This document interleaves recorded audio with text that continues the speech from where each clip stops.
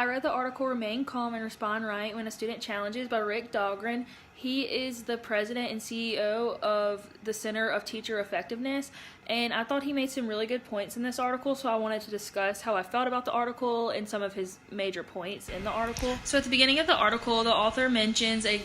quote that I really like, and it is, "The best offense is a good defense." And I like this, and I think it's 100% true, because a lot of times when teachers have preventative ways to get students to behave, or like they can prevent bad behavior,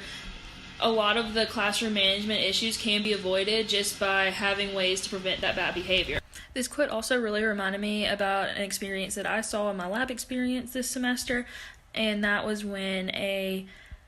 little boy would cry. He cried every day. He threw temper tantrums every day, and my cooperating teacher could understand when that was going to happen based off like his triggers, or like if she can see that he was starting to have a little attitude or starting to hit his friends or kind of shove people or be more mean to them than normal. She can tell like when he was about to de-escalate, and she would take him into the hallway, let him walk down to the water fountain, kind of calm down a little bit. And it just reminds me of the quote, because she was able to see the bad behavior starting, and she was able to prevent it from getting worse. And I really like that, and I'm glad I got to experience and to observe that. The author also mentions the importance of maintaining your self-control during any kind of conflict in the classroom, or if a student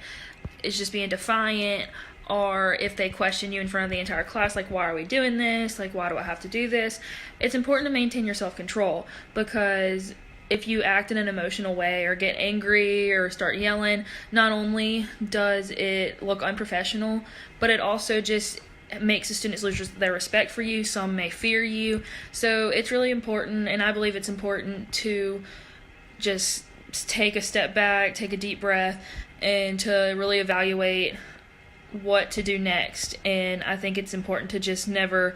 let yourself go, or never let yourself get angry and show your anger to your students. I really like the author's advice of waiting and modeling cognition when a student challenges you, or when a student asks a question in front of other students about why do they have to do this, or they start to act defiant. The author mentioned that taking a pause for like 5 to 9 seconds is a great way to do this, because a lot of times the teacher can stay silent and not even say a word, and this helps for a teacher to not show their frustration and not show that they're angry with the students, so it doesn't kind of put a wrench in the normal flow and positivity in the classroom, and students can just kind of figure out their issues and their mistakes on their own and hold themselves accountable more so than you telling them directly what they did wrong and what they need to work on. So I really like this, and I think that it's a great tool and a great way to have students fix their own mistakes without you having to get angry or frustrated in front of everybody. The author also mentions something called a diffuser, and I really like this idea, and I think that I'll definitely use this in my own classroom whenever I teach. So diffusers are just little sayings, like 1 to 2, 3 word phrases that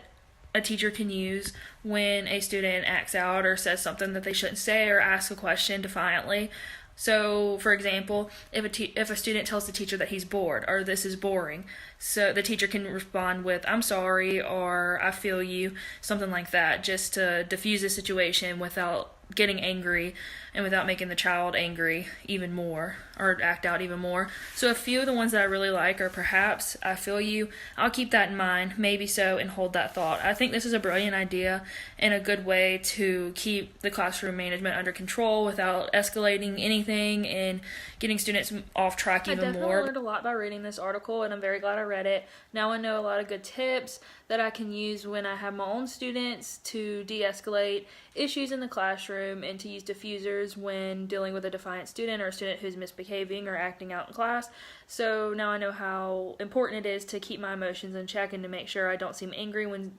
talking to my students, and better ways to go about disciplining students, or not really disciplining students, but better ways to go about speaking to them after they cause disruptions or scenes in the classroom.